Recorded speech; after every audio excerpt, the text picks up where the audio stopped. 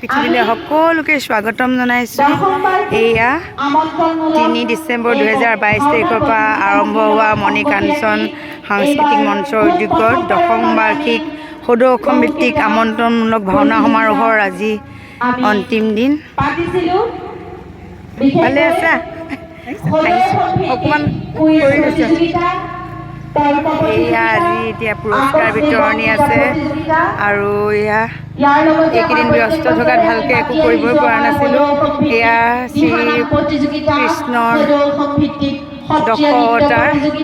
দশৱতাৰে প্ৰথম আদৰণি তোৰণ সজাইছে বৰ ধুনীয়াকৈ।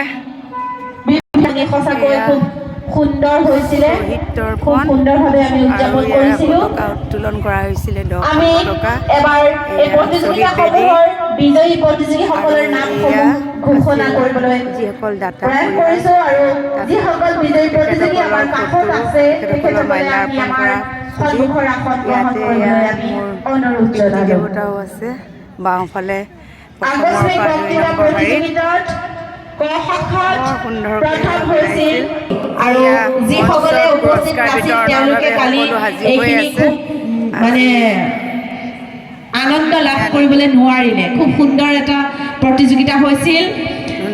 উচ্চ শাখাত প্ৰথম হৈছে। ইয়াতে সকলোৰে বাবে খোৱা দিনৰ ৰাতি খোৱাৰ আহাৰৰ ব্যৱস্থা ইয়াত ভাৱৰীয়াসকলে সজ্জা সজাইছিল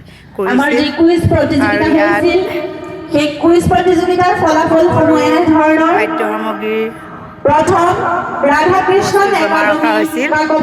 বালিকা বিদ্যালয় ইয়াতে বিভিন্ন দাতা পৰিয়ালৰ আৰু যিসকলে এই ভাওনা প্ৰতিযোগিতাত বৰঙণি আগবঢ়াইছিল তেখেতসকলৰ নাম তালিকা আগবঢ়োৱা হৈছে।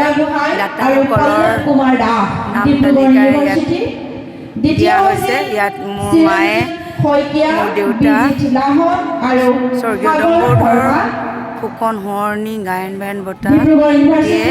তাতে 2000 টকা এটা ময়ো বৰঙণি আগবঢ়াওঁ। ইয়াত দাতা পৰিয়ালৰ দাতাসকলৰ নাম ইয়াতে তেওঁলোকে আঁৰি থৈছে বৰ সুন্দৰকৈ আৰু বৰ সুন্দৰকৈ ভাওনা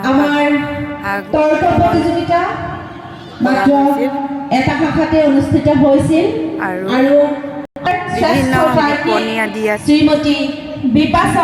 এইটো এটা মঞ্চ, এই মুকলি মঞ্চত বিভিন্ন প্ৰতিযোগিতাসমূহ আলোচনা চক্ৰ আদি ইয়াত কৰা হৈছিল। কবি সন্মিলন, আলোচনা চক্ৰ, চিত্ৰাংকন প্ৰতিযোগিতা, এইবোৰ বিপণী বিভিন্ন ধৰণৰ বিপণী ইয়াত দিছে। ইয়াত সৰু